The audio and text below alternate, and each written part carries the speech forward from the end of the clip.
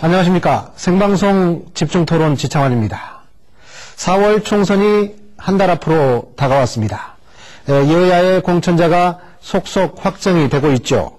하지만 공천을 둘러싼 논란과 잡음에 하루도 조용할 날이 없을 정도로 시끄럽습니다. 오늘 생방송 집중토론에서는 여야 정당 관계자들 모시고 각 당의 공천 결과 잘못됐는지 잘 됐는지 평가를 해보겠고요. 이번 공천이 우리 지역 유권자들의 선택에 어떤 영향을 미칠지도 함께 토론해 보도록 하겠습니다. 통합진보당에서 이제 윤만실 광주시당 위원장 나오셨어요. 네. 진보당 공천도 이제 궁금하신 분들이 많을 것 같습니다. 네. 정당은 선거를 통해서 평가받을 수 없다는 거 당연한 얘기고요. 그래서 정당의 행위 중에서 어쩌면 가장 중요한 행위가 또 공천 행위인 것 같습니다. 근데 저희 이제 통합진보당 같은 경우는 이 당원들이 이 공천자를 확정하는 진성당원제로 운영되고 있기 때문에 당심과 민심을 어떻게 일치시켜 갈 것인가가 이제 저희들에게는 과제입니다. 전국적으로 180여 명 가까운 후보자를 이번에 공천했고, 사실 이제 경선 과정도 있고, 그래서 당으로서는 후보가 많다는 것은 또 사실 행복한 고민이다. 이런 생각이 드는데요. 앞으로 저희는 이 진성당원제에서, 채우지 못하는 시민들의 참여, 민심, 이것을 어떻게 공천 과정에 반영할 수 있도록 할 것인가, 이게 또 과제로 남았다, 이렇게 생각을 합니다. 예. 네, 진보시요. 통합진보당 역시 지도부가 먼저 편한 지역구를 찾아가다 보니까 결국은 다른 후보들이 약진할 수 있는 가능성들, 국민적인 공감대, 감동을 불러일으킬 수 있는 가능성을 차단해버리는 측면들이 있었다라는 거죠. 이정희 대표도 마찬가지고 유시민 최고위원이 대구 출마를 끝내 거부한 것도 마찬가지고 그런 측면들에서 조금 이제 주요 정당들이 이번 공천 과정에서 좀 반성해야 될 부분이 있다고 생각을 합니다. 특히 지도부가요. 예. 지도부가 책임지지 못했다. 예, 말씀하세요. 또 답변을 좀 드려야 될 것 같은데. 일단 통합진보당에 대해서는 오해다 이렇게 좀 말씀을 드리겠습니다. 야권연대를 논의하면서 오늘 심상정 공동대표도 당신 지역구를 민주당과 경선 지역구로 하겠다. 민주당의 무공천에서 빼달라. 노회찬 대변인, 천호선 대변인, 이정희 대표님 모두 다 지도부가 자기 희생을 좀 결단하고 있는 거고요. 야권연대를 위해서 그 말씀을 좀 드리고 싶고 민주당 공천과 관련해서는 제가 야권연대의 파트너이기 때문에 이 말씀을 드리지 않을 수가 없습니다. 아무래도 민주당에 대한 공천 결과에 대한 평가가 한나라당보다 좀 더 박하게 나오는 것은 아마 기대감이 다를 겁니다. 이번에는 총선 대선을 통해서 정권을 교체해야 된다라고 하는 국민의 여지가 높고 그 여지로 사실은 통합진보당과의 야권연대를 강하게 지금 국민들께서 압박하시는 거 아니겠습니까? 그리고 새누리당도 마찬가지입니다만 민주통합당도 당명을 바꿨어요. 당명을 바꾼다라고 하는 건 사실 그냥 이름만 바꾸는 게 아니라고 봅니다. 그 결과는 공천으로밖에 지금 평가받을 수 없는 건데 과연 민주통합당이 집권 가능한 정당으로 MB를 극복할 수 있는 정당으로의 정체성에 맞는 공천을 했느냐라고 하는 것 때문에 지금 비판을 받고 있다. 저는 오히려 이제 그 점을 좀 지목을 하고 싶거든요. 그래서 예를 들면 한미 FTA 관련해서 우리 지역에도 거기에 대해서 미온적인 분이 공천을 지금 그 경선 공천자로 좀 되어 있는 거고요.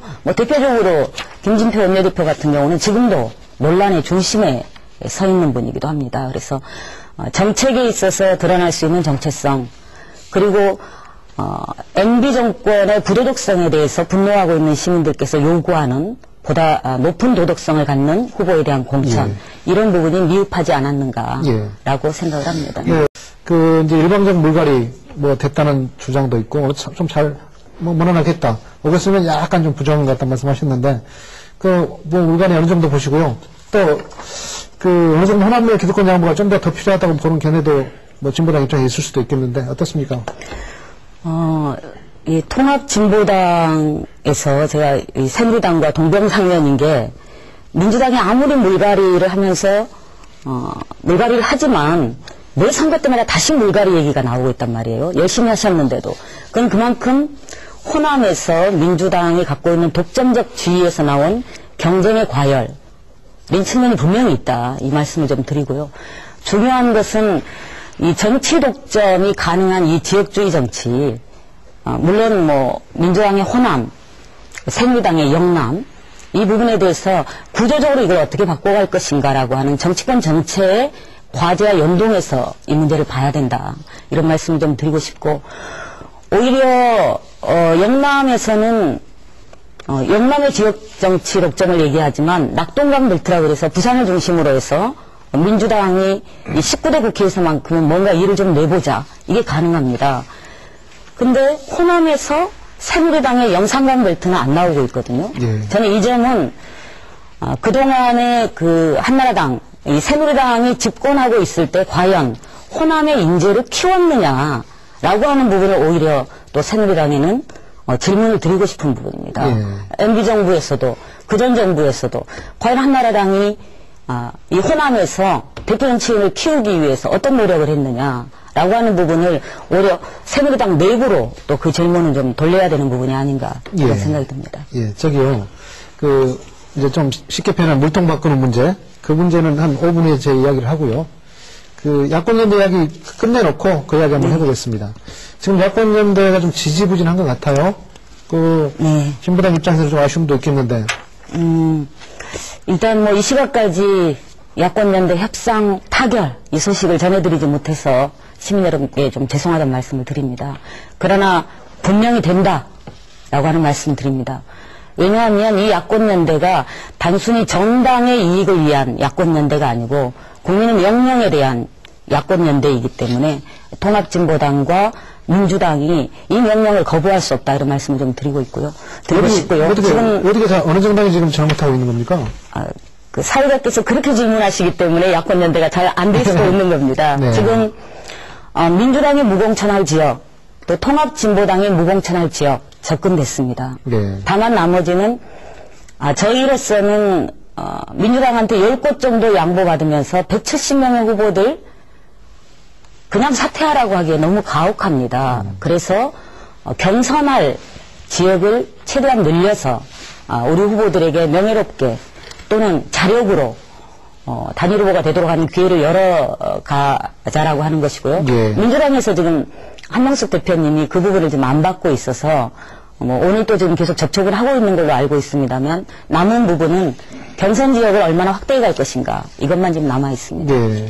민주당은 어떤가 이제 공천 아까 잘못됐다는 이야기도 뭐 많이들 하셨는데 분위기 반전하는 차원에서도 야권연대가 상당히 필요할 것 같은데. 예. 야권연대는 반드시 해야 됩니다. 예, 정권 교체를 위해서는 야권연대가 필수적이고 또 그런 의미에서 우리 민주당이 통큰 양보를 해야 된다는 것도 공감하고 있습니다. 그런데 지금 통합진보당에서도 지금 현재 상황에 대해서 아까 말씀을 하셨습니다만은 지금 이제 무공천 지역에 대해서는 지금 다 돼 있고 경선 지역을 적게 하느냐 많이 하느냐 이것에 지금 문제인데 너무 통합진보당에서 지금 무리한 요구를 하고 있다. 우리 쪽에서는 그렇게 이야기를 하고 있고 네. 또 사실 우리 민주당 후보들은 정말 피나는 혹독한 경선을 해가지고 지금 다 올라와 있는데 여기서 또다시 통합진보당은 사실 그렇게 큰 심한 경쟁을 해갖고 올라온 후보들이 아닌데 또다시 통합진보당 후보들하고 경선을 했을 때 역선택이 나올 수도 있고 지역에서 여러 가지 부작용이 나올 수 있는 소지가 있기 때문에 가급적이면 그것을 대화와 타협을 통해서 좀 줄여나가자는 것이죠. 무조건 다 경선하면 좋죠. 줘서 이렇게 하면 되지만은 물론 경선이 여론조사 경선일 수도 있고 경선이 그냥 실권 경선일 수도 있겠습니다만은 여론조사 경선을 한다 하더라도 여러 가지 부작용이 나올 수 있는 소지가 있기 때문에 지역에 따라서는 심하게 경선을 해서 저희 민주당 후보가 결정된 데 대해서 상당히 또 그런 부작용이 있을 수 있기 때문에 그런 부작용에 대해서 최소화하기 위해서 경선 지역을 좀 줄이자는 것이 우리 민주당의 이해합니다. 근데 이 얘기는 꼭 하나 짚고 가겠습니다. 저희 진보정당 하면서 5번, 4번 이렇게 선거에 나오신 분들 계십니다. 이 진보정당의 성장을 위해서 그런 후보들 보고 경선도 하지 않고 그 기회까지를 박탈하는 것은 민주당에서 또 입장을 좀 바꿔서 생각을 해보시면. 170곳을 다 이야기하시기를 하는 이야기인데 170곳의 대다수는 거의 단수 후보로서 결정된 데도 상당히 많이 있는 것이고. 단수 후보여도 제가 얘기 드리는 것은 잠깐만요. 4번, 5번 출마하시면서 진보정당의 성장을 끌어오신 분들이에요. 근데 민주당이 겨우 10곳 무공천하면서 170명 경선도 하지 않고 사퇴하라 그러면 그건 아니죠. 경선 지역을 그래서 하기는 하는데 경선 지역을 또한 30% 어느 정도로 서로 네. 양해할 수 있는 걸로 가져가야 알겠습니다. 지금 되는 거죠. 협상장이 아니고요. 이 야권 연대라는 게 도대체 뭡니까? 정책도 극과 극이고, 또 무슨, 아까 나눠먹기라고 얘기했는데, 이게 무슨 케이크도 아니고, 너 한 조각 더 먹고, 내가 더 많은 조각을 더 먹겠다. 지금 이 자리에 나와서, 지금 그 부분에 가지고 이 많은 시간을 허비하고 있는 것을 본다고 한다면, 제 양반들이 도대체 무슨 목적으로, 누구를 위해서 야권 연대를 한다고 그러고, 고소, 고발을 하고, 이렇게 서로 치고받는지, 시청자 여러분들이 봐도 좀 이상하지 않습니까? 이제 야권 연대 이야기는 그만. 아니요, 잠깐만요. 예, 예. 확인하고 가야 됩니다. 자리 나눠 먹기 아닙니다. 시민 여러분 오해하시면 안 되고요. 저희들 지금 민주당하고 자리 나눠 먹기 하면서 싸우고 있는 게 아닙니다. 한나라당이 야권 연대를 굉장히 경계하기 때문에 지금 이렇게밖에 얘기 안 하시는 거라고 생각을 하는데, 자리 나눠 먹기 아니라고 얘기하는 게 뭐냐, 우리가 왜 야권 연대를 하고자 하는지 정책 연대, 정책 합의로 이미 합의된 게 있습니다. 4대강 국정조사 하겠다, 권력형 비리 국정조사 하겠다, 건강보험 보장성 확대하겠다. 지금 MB정부에서 망가뜨려 놓은 거 다 원위치 시키기 위해서 야권 연대하는 겁니다. 예, 알겠습니다.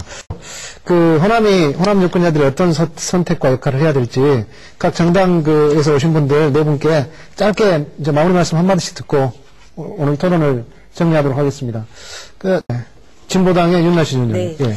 동부공천 문제에서 드러났듯이 결국은 정치도 독점이 됐을 경우는 유권자 위에 군림할 수밖에 없습니다. 그래서 경쟁 가능한 정치 환경, 예. 이제 시민 여러분께서 만들어 주셔야 되고, 예. 우리 경제 8곳에 통합진보당 좋은 후보 냈습니다. 예, 진보신당은 지지하고 성원해 주십시오.